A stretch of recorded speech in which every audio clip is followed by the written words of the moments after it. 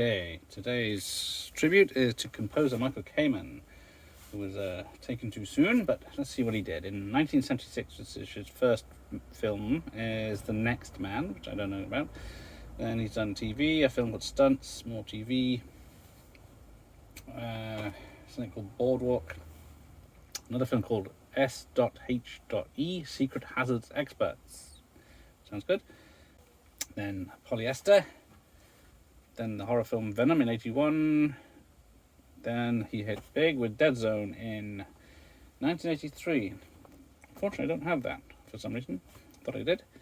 Then Brazil, 85. Edge of Darkness, TV miniseries, 1985. Then we get to the big names. We get Highlander. So him and Queen working together. It's got to be gold. Right, so we're finally getting in somewhere. Then he did Mona Lisa with Bob Hoskins in 86. Shanghai Surprise with Madonna, Sean Penn, 86 as well. So then the amazing soundtrack to Lethal Weapon. So much saxophone. But yeah, Eric Clapton on guitars.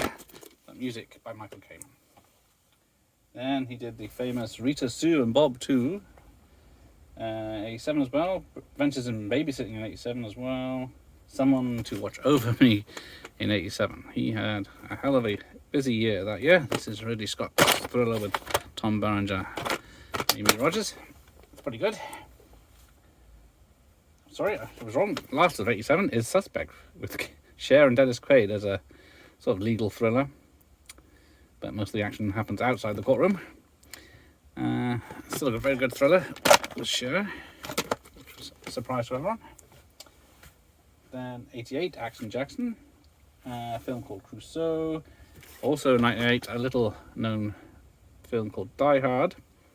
So he's done 2 Christmas films so far. That's not bad.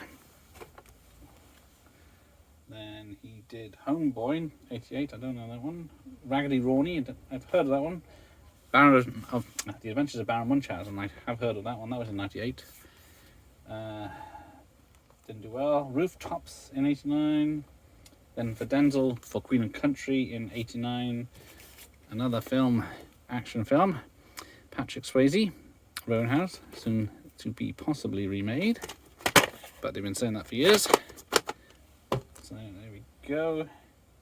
Renegades with Lou Diamond Phillips and Keith Sutherland, 89. He took over some Bond duties in License to Kill, which is a great soundtrack. Then returned for Lethal Weapon 2, of course he did. Glad to have him back. Yeah, he's done a lot of work in the UK, so this is the Craze, the Gangsters in London in the 60s. I did that. Came back for Die Hard 2. So yeah, he is the go-to action guy there a bit. And apart from something called Cold Dog Soup in 1990, Nothing But Trouble in 91, Dan Aykroyd's horror comedy, I guess you'd call it. Then back with action, 91, Hudson Hawk. Madcap action, I think it says on the back somewhere. And then probably the biggest hit of his career, Robin Hood, Prince of Thieves. Him and Bryan Adams doing the song that was like 16 weeks at #1 in the UK charts. Still a good song. Company Business, 91, Let Him Have It, 91, about someone being... more Bruce Willis action, Last Boy Scout. Certainly does action soundtracks very well. Then he did Shining Through with Michael Douglas, which is a World War II drama. So I don't think I've seen it since 92, but never mind that. He did Lethal Weapon 3 in 92. That's what we want to hear. Blue Ice with Michael Caine and Shaw. It's supposed to be a very terrible film. Splitting Hairs with Rick Moranis in 93, which is British comedy. Then more action. Arnie, this time in Last Action Hero. He was definitely the go-to guy for 80s, 90s action. Wild and Napalm in 93, I don't know, straight to video. Three Musketeers for Disney. And then that had, what was it, Sting, Rod Stewart, someone else. Don Juan DeMarco in 94 with Johnny Depp, Circle of Friends. More Die Hard action, of course, with Die Hard with a Vengeance. So we've got that. Something called Stonewall in 95. Mr. Holland's Opus with Richard Dreyfuss in 95. Then we've got Jack from Francis Ford Coppola, starring Robin Williams. Unfortunately, it's mostly a joke film about Robin Williams being in 10 years old, but it goes dark at the end. More Disney. 101 Dalmatians with Glenn Close.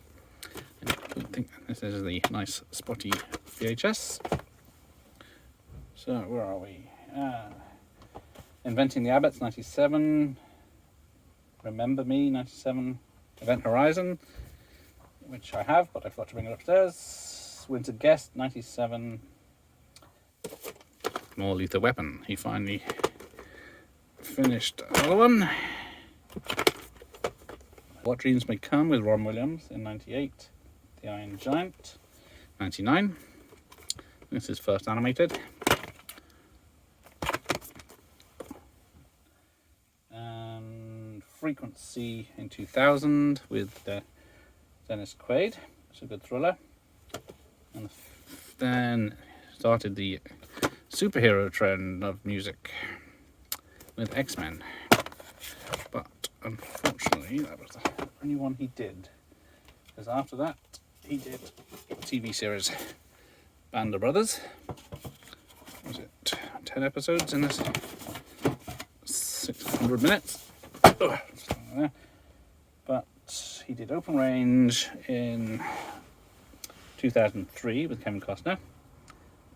Against the Ropes, looks like Meg Ryan in Against the Ropes in 2004. Boo, Zini, Zuno and the Snurks, 2004. First Daughter in 2004.